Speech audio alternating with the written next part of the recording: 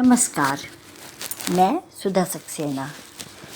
मेरे अपने चैनल पर आप सबका हार्दिक स्वागत है। यदि आपने अभी तक चैनल को सब्सक्राइब और लाइक नहीं किया है तो कृपया आप उसे सब्सक्राइब और लाइक कर लें। शिवरात्रि करीब है। आप सबको शिवरात्रि की हार्दिक शुभकामनाएं। आज कुछ शिव के बारे में ही हम लोग चर्चा और करते हैं। जिन महापुरुषों ने मानवता के लिए कार्य किए वे सभी महान हैं। उन्होंने अपने क्षेत्र में स्वयं को सर्वश्रेष्ठ सिद्ध किया। ऐसे सभी महापुरुषों या देवों के आधार अवलंब शिव हैं। श्रेष्ठ कार्य संपन्न करने के लिए बोध और अनुभूति दोनों आवश्यक हैं। शिव जिसका अर्थ है कल्याण, इस शिव में बोध और अनुभूति दोनों का सुंदर सामंजस्य है। सृष्टि में बोध प्रमुख है, वह शिव में है। शिव केवल शिक्षा नहीं है, वह संयमित और नियमित जीवन जीने के तरीके हैं। वह वैज्ञानिक हैं, वह तरीके वैज्ञानिक हैं। विज्ञान वह है जिसके उपयोग के अनेक तरीके हो सकते हैं। हम उस विज्ञान का अनेक प्रकार से अपने जीवन को सहज बनाने के लिए प्रयोग कर सकते हैं और मनुष्य उन आयामों से ज्ञान प्राप्त कर सकता है और उन्हें सामाजिक हित के लिए उपयोग कर सकता है। विज्ञान से ही गुरु या ज्ञानी जन अलग अलग तकनीक बनाते हैं। आज उन्नति के पीछे वही तकनीक है। शरीर में 114 चक्र हैं। शिव ने जीवन को उन्नत बनाने के लिए 108 विधियां बताईं। अनेक विधियां अंतर्मन में छिपी शक्तियां जागृत करने के लिए हैं। शिव कोई एक व्यक्ति नहीं, वरन वह सर्वोच्च शक्ति है जो अलग अलग मनुष्य में अलग अलग स्तर की होती है। आज विकास के पीछे ध्वनि तरंगों, जिसे इंग्लिश में साउंड वेव्स कहते हैं, तो ध्वनि तरंगों का विशिष्ट स्थान है, जिससे उन साउंड वेव्स से इलेक्ट्रोमैग्नेटिक वेव्स बनाई जाती हैं, जिन्हें कि विद्युत चुंबकीय तरंग कहते हैं। और इस तकनीक को हम खुद बनाते हैं और इसलिए ये साउंड वेव से इलेक्ट्रोमैग्नेटिक वेव्स बनाने के में विज्ञान का महत्वपूर्ण स्थान है। आत्म कल्याण के लिए ऊपर देखने के बजाय हम अंदर झांकना शुरू कर दें। अंतर्मन में ऐसी शक्तियां हैं जहां आप अपना कल्याण कर सकते हैं, अपनी क्षमताओं का, छुपी शक्तियों का विकास कर सकते हैं। मानवता के इतिहास में पहले हम इतने सक्षम नहीं थे तकनीकी क्षेत्र में।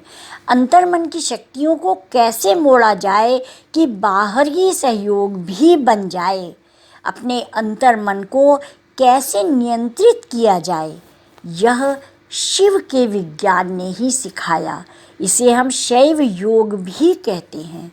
तकनीक हम ज़रूरत के हिसाब से बदलते रहते हैं।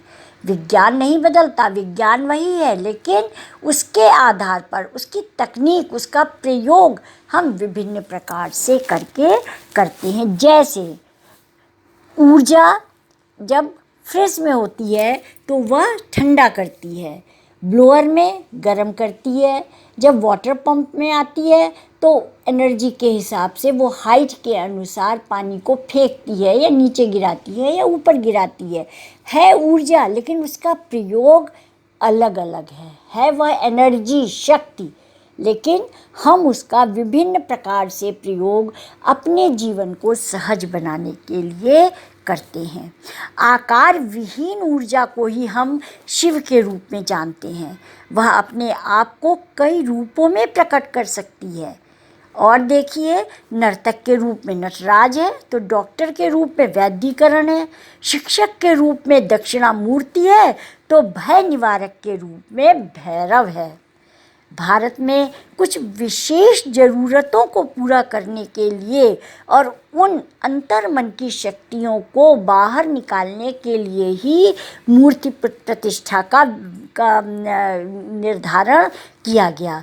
मूर्ति पर ध्यान केंद्रित करने पर मनुष्य अपने अंदर, आप आंख बंद कर लेते हैं जब आप किसी देवता की मूर्ति के सामने जाते हैं, आप उसको केवल देखते नहीं रहते, तो आंख बंद करने से आप अपने अंदर की समस्याएं, अपने अंदर की शक्ति की ओर जाते हैं। और वह जब अंदर आप सोचते हैं, जब आप अंदर ध्यान करते हैं, अपने में ध्यान करते हैं, तो स्वतः आप अपनी समस्याओं का हल करने की प्रवृत्ति आप में जग जाती है और निर्मल चैतन्य होकर के वापस आता है।